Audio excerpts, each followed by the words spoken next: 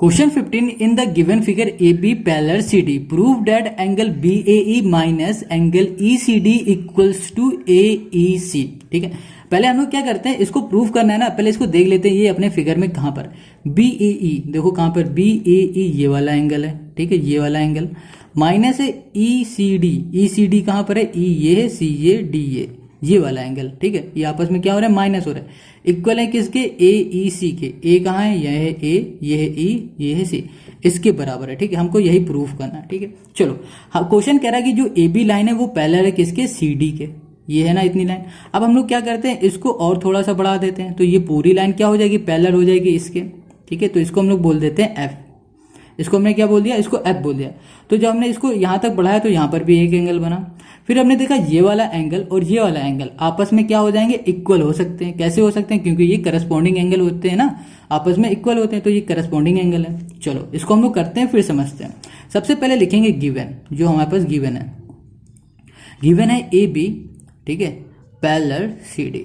और प्रूफ हमें क्या करना है, proof that angle B A E minus angle E C D equals to हो जाएगा एंगल ए ई सी। ये हमको करना है प्रूफ। ठीक है, तो यहां पर हमारे पास क्या कह रहा है, जो एंगल है कौन सा, ये वाला एंगल और ये वाला एंगल आपस में इक्वल हमने देखा है, तो इसको बोल देंगे करस्पॉन्डिंग। चलो इसको लिखते हैं, यहां लिख दिया हमने angle E C D equals to हो जाएगा एंगल ई एफ ए। क्यों इक्वल हो जाएगा, क्योंकि कि ये करस्पॉन्डिंग है, रीजन भी देना पड़ता है। ठीक है,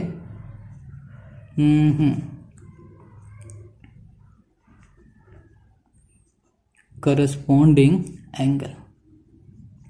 ठीक है, इतना क्लियर हो गया।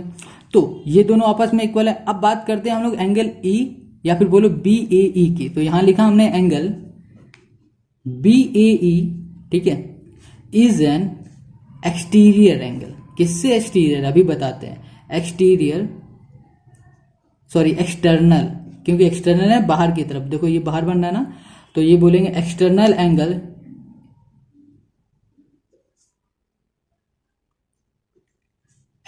Of triangle. कौन सा ट्रायंगल बनेगा भैया, बनेगा ये ए ई एफ। देखो ये जो एक्सटर्नल एंगल है हमारा, ठीक है, किस ट्रायंगल से, ये ए ई एफ से। अगर इसको देखोगे ध्यान से तो ये एक ट्रायंगल दिख रहा है, तो यही चीज हमने यहां पर लिखी हुई है अभी। ठीक है, किस ट्रायंगल से, ए ई एफ से। अब देखो जब ये एक्सटर्नल है तो जो एंगल हमारा है बी ए ई, वो किसके बराबर हो सकता है, वो बराबर हो सकता है यहाँ पर angle A E C plus हो जाएगा एंगल ई एफ ए। देखो फिगर में देखो ए ई सी कहां पर है, ये ए है, ये ई है, ये सी है, ये वाला एंगल और ये वाला एंगल ई एफ ए बोलो या फिर ए एफ ई बोलो, एक ही बात है। तो ये दोनों क्या हो जाएंगे, इसके इक्वल हो जाएंगे, इन दोनों का सम। ठीक है, इतना क्लियर हो गया। अब देखो क्या करते हैं, इसको बोल देते हैं, ये हमारी इक्वेशन हो गई फर्स्ट, ये ठीक है, ये फर्स्ट इक्वेशन हो गई, ये सेकेंड इक्वेशन होती है। ठीक है, हो गई। तो हम लोग क्या करेंगे, यहां पर पुट करेंगे, putting the value of angle E F A from equation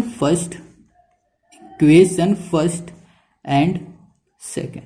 देखो हमें क्या करना है, ई एफ ए की वैल्यू पुट करनी है अपनी सेकेंड इक्वेशन में। ठीक है, तो यहां पर क्या लिखा हुआ है, एंगल सेकेंड में बी ए ई लिख दिया, इक्वल्स टू हो जाएगा ए ई सी लिखा, बीच में प्लस है प्लस। अब देखो ई एफ ए हमारे पास ये है, ये इस किसके इक्वल है, इसके इक्वल है, तो इसकी जगह पे हम लोग ये भी लिख सकते हैं। तो यहां लिखा हमने एंगल ई सी डी।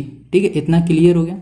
ठीक है, अब देखो यहां पर ना ई सी डी है, ये प्लस का इक्वल के साइड भेज दो तो ये माइनस का हो जाएगा, तो angle B A E minus हो जाएगा angle E C D, equal हो जाएगा किसके, ए ई सी के। बस यही हो गया हमारा क्वेश्चन नंबर 15 का प्रूफ। तो इसको हमने प्रूफ कर दिया। देखो क्वेश्चन क्या कह रहा था, एंगल ए ई सी बराबर होना चाहिए इसके और इसके माइनस पे।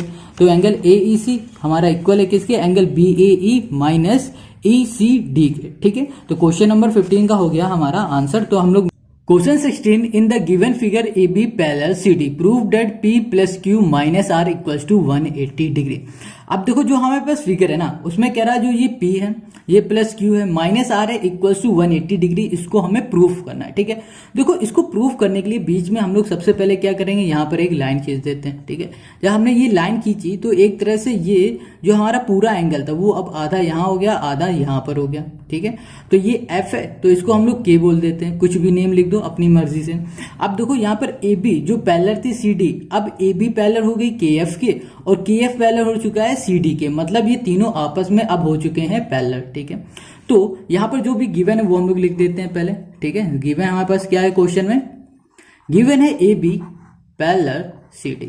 ओके चलो इतना क्लियर है, ये तो गिवन है, प्रूफ हमें करना है ये। अब देखो जब हमने ये वाली लाइन खींची तो यहाँ पर लिख दो ड्रॉ या फिर लिख दो कंस्ट्रक्ट या लिखो ड्रॉ अ लाइन KF। ठीक है, इतना क्लियर हो गया, ये भी लिख के हमें बताना है। अब देखो यहाँ पर KF जो है ना KF वो पैरेलल हो रहा है, किस लाइन से पैरेलल है, CD से भी है और AB से भी है। तो सबसे पहले हम लोग बात करते हैं CD की, ये पैरेलल है CD से। तो जब ये आपस में पैरेलल हैं तो जो ये वाली लाइन है ना ये क्या हो गई, ये हो गई ट्रांसवर्सल लाइन हो गई। तो KF parallel CD and GF या फिर बोलो FG इज अ ट्रांसवर्सल। ठीक है, इज अ ट्रांसवर्सल।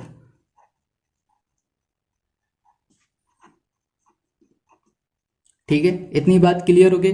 अब देखो एंगल KFG इक्वल हो जाएगा किस एंगल के, FGD। देखो ये वाला एंगल, सिर्फ इतना एंगल बराबर है इस एंगल के। क्यों एंगल ये दोनों आपस में बराबर है, क्योंकि ये हैं अल्टरनेट एंगल, और अल्टरनेट एंगल आपस में हमेशा क्या होते हैं, इक्वल होते हैं। तो यहां पर हम लोग लिख सकते हैं एंगल KFG इक्वल्स टू हो जाएगा एंगल FGD। क्यों इक्वल है, इसका रीजन भी देना पड़ेगा। तो इसका रीजन हो जाएगा अल्टरनेट एंगल। ठीक है, इतना क्लियर हो गया। तो एंगल जो हमारे पास ये जो R था मतलब FGD ये हमारा R था, तो ये भी तो R हो गया। एंगल KFG इक्वल्स टू क्या हो गया, ये हो गया R। इतना क्लियर हो गया। अब हम लोग बात करते हैं कि ये जो लाइन है AB वो अब पैरेलल हो रही है किस लाइन से, KF से। तो यहाँ पर KF लिख दिया। अब जब ये दोनों आपस में पैरेलल हो रहे हैं तो जो हमारी है EF, ये दोनों ये लाइन ये क्या हो रही है, ये हमारी ट्रांसवर्सल लाइन बन जाएगी। तो यहाँ पर लिखेंगे AB parallel KF and EF क्या है हमारी, इज अ ट्रांसवर्सल। ठीक है, ट्रांसवर्सल लाइन। इतनी बात क्लियर हो गया। अब देखो यहाँ पर जो एंगल बन रहा है हमारे पास AEF, तो यहाँ पे लिखा हमने एंगल AEF। अब दूसरा एंगल हमारा क्या बन रहा है, EFK, मतलब ये वाला एंगल और ये वाला एंगल। अब देखो ये दोनों एंगल एक ही लाइन पे और एक ही साइड हैं। तो जब एंगल एक ही लाइन पे और एक ही साइड होते हैं तो वो एंगल क्या होते हैं हमारे, वो होते हैं कॉन्सिक्यूटिव एंगल। ठीक है, और कॉन्सिक्यूटिव एंगल हमेशा 180 डिग्री के बराबर होते हैं। तो इसका मतलब ये हुआ एंगल AEF और प्लस जो दूसरा एंगल होगा हमारा EFK, इन दोनों का जो सम होगा वो होगा 180 डिग्री के बराबर। ठीक है, और इसका रीजन भी देना पड़ेगा क्यों होगा, तो इसमें लिखेंगे कॉन्सिक्यूटिव एंगल।